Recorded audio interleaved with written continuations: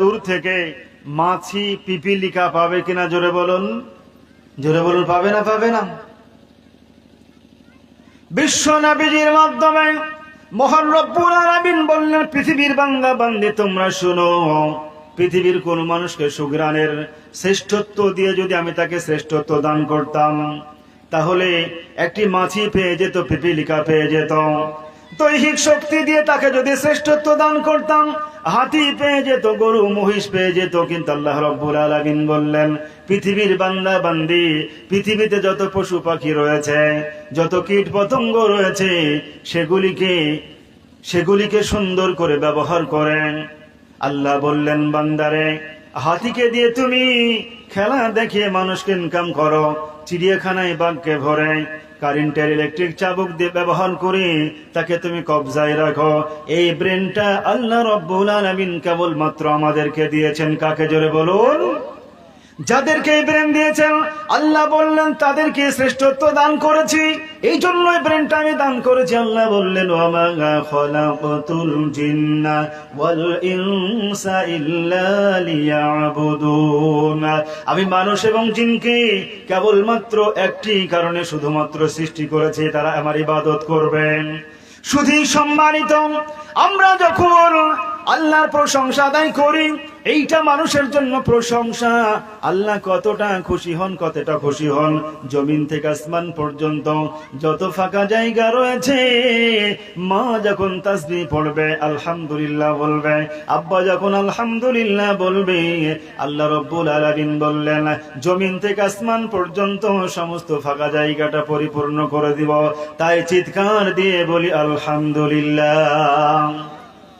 আল্লাহর প্রশংসা দেওয়ার পরে পরেই তিনার প্যারা হাবিব বিশ্ব নবী সরওয়ারে কায়নাত হযরতে মুহাম্মাদুর রাসূলুল্লাহ সাল্লাল্লাহু আলাইহি ওয়াসাল্লাম, তিনার পুরোটা জীবনই আমাদের জন্য শিক্ষা।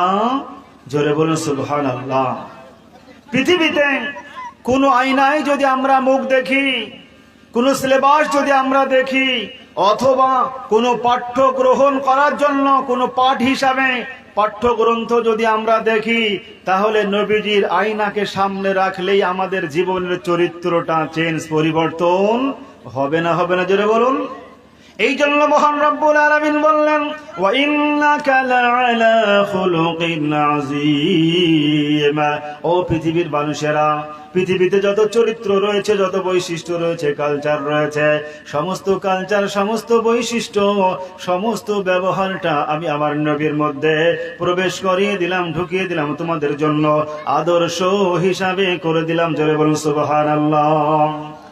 ও পৃথিবীর মানুষরা, আল্লাহ রাব্বুল আলামিন বললেন, পৃথিবীর মানুষ তোমরা শোনো, পৃথিবীতে নবীজিকে এমন করে পাঠালাম, কোরআনুল কারীম অধ্যয়ন করলে আমরা পেয়ে যাই আল্লাহ রাব্বুল আলামিন যে জন্য নবীজিকে পৃথিবীতে পাঠিয়েছেন। আল্লাহ বললেন, ওয়ামা আরসালনাকা ইল্লা রাহমাতাল লিল আলামিন।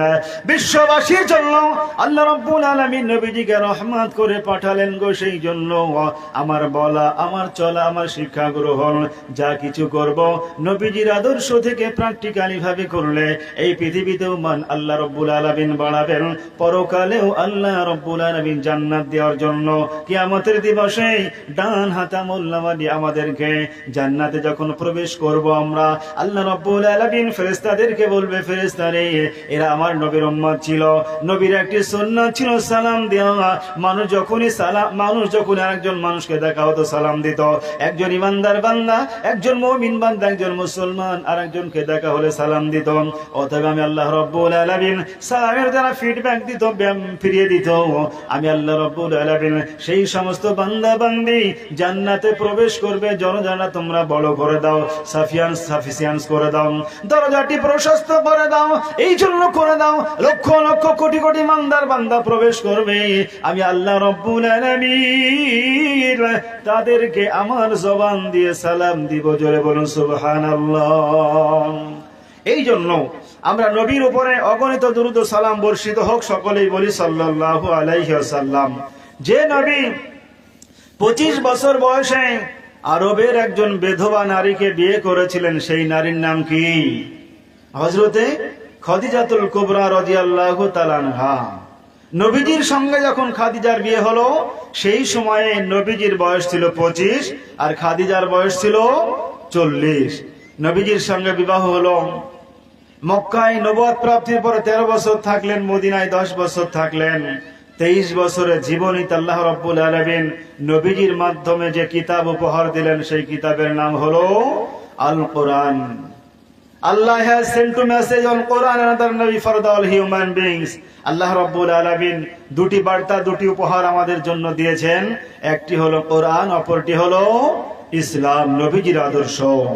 শুধু সম্মানিত, তাই সেই নবী যিনি কিয়ামতের দিনে অসংখ্য নবী থাকবেন যারা সুপারিশ আল্লাহর কাছে কেউ করবেন না, আমার নবীজি করবেন। সেই নবীজির সুপারিশ নিয়ে আমরা জান্নাতে যাব ইনশাআল্লাহ।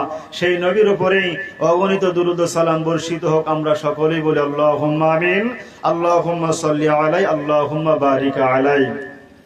শুধু সম্মানিত, আমি আমার বিষয়ের দিকে চলে যাচ্ছি। আজকে আমার বিষয় হলো জ্ঞান অর্জন করা, ইলম হাসিল করা, তার গুরুত্ব এবং ফজিলত। ইলম দুই ধরনের হয়, জ্ঞান দুই ধরনের হয়, শিক্ষা দুই ধরনের হয়। একটি শিক্ষা গ্রহণ করলে আল্লাহ রাব্বুল আলামিন এই পৃথিবীতেও সম্মান দিবেন, আখিরাতেও সম্মান দিবেন।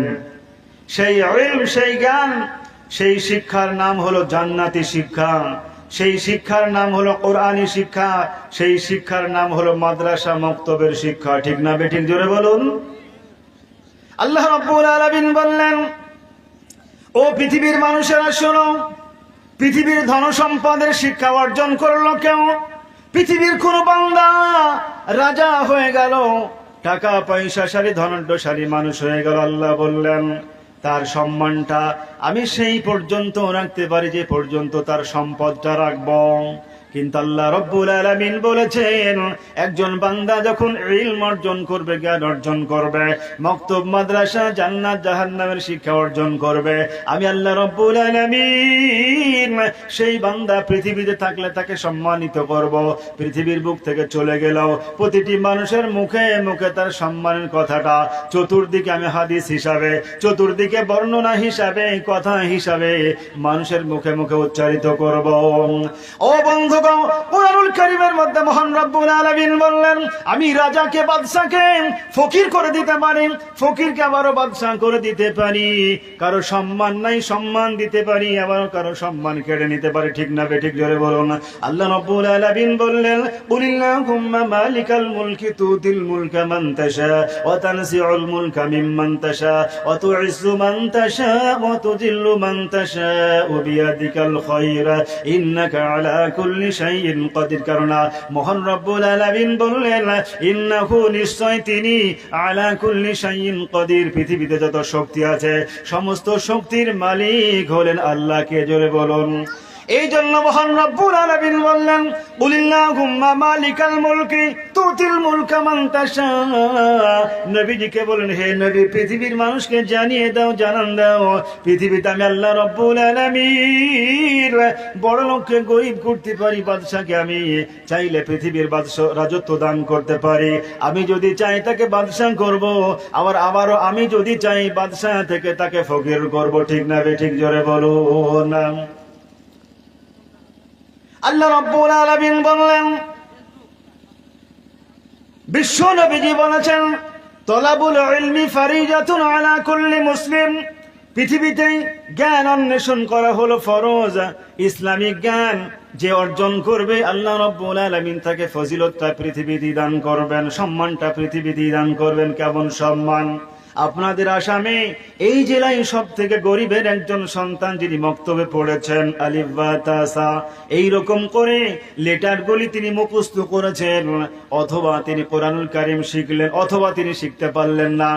আসামের বুকে সব থেকে একজন অমুসলমানদের মধ্যে নিচু জাতি, যাকে মন্দিরেও প্রবেশ করতে দেয় না, যাকে কোনো গির্জায় প্রবেশ করতে দেয় না, একজন সাঁওতাল, একজন কোলবিল মুন্ডার একটাই সন্তান যদি সে কাফের হয়ে আছে, মুশরিক হয়ে আছে, সে বেঈমান অথবা সে অমুসলমান হয়ে আছে, সেই লোকটা, সেই হিন্দু লোকটি যদি, সেই সাঁওতাল লোকটি যদি ইসলাম গ্রহণ করে শুধুমাত্র ইলম শিক্ষা অর্জন করে, শুধুমাত্র কোরআনুল কারীমটা শিখে নাই, নামাজটা শিখে নাই, আমি আপনাদের বলতে চাই যে সমাজে তাকে মন্দিরে উঠতে দিত না, ঢোল বাজাতে দিলেও মন্দিরে উঠতে দিত না, সেই লোকটা যদি ইসলাম গ্রহণ করে, সেই লোকটা যদি কোরআনের শিক্ষাটা গ্রহণ করে নাই, সেই শিক্ষাটা যদি, সেই লোকটি যদি ইসলাম গ্রহণের পরে, কালেমা পড়ার পরে উলামায়ে দ্বীনদের কাছে কোরআনের শিক্ষা গ্রহণ করে, আমি আপনাদের জানতে চাই এখানে হাফেজ সাহেব 5 ওয়াক্তের দায়িত্বে রয়েছেন, হাফেজ সাহেব নাই, দেখা গেল যোগ্যতা বলে কোরআন শরীফ ভালো পড়তে পারে, সেই লোকটা, যে লোকটা পূর্বে ছিল সাঁওতাল, তাকে আপনি ইমামতি হিসাবে দান করিয়ে দিবেন, তার পিছনে আপনার নামাজ হবে কিনা জোরে বলেন? নামাজ হবে না, হবে না? দ্বিতীয় নম্বরে, আপনার এলাকা থেকে চলে গেলেন, তিনি কাবা শরীফের কাছে দাঁড়িয়ে রয়েছেন, হজ করতে গিয়েছেন, কাবা শরীফের কাছে হজ করতে যাওয়ার ফলে দেখা গেল ইমাম সাহেব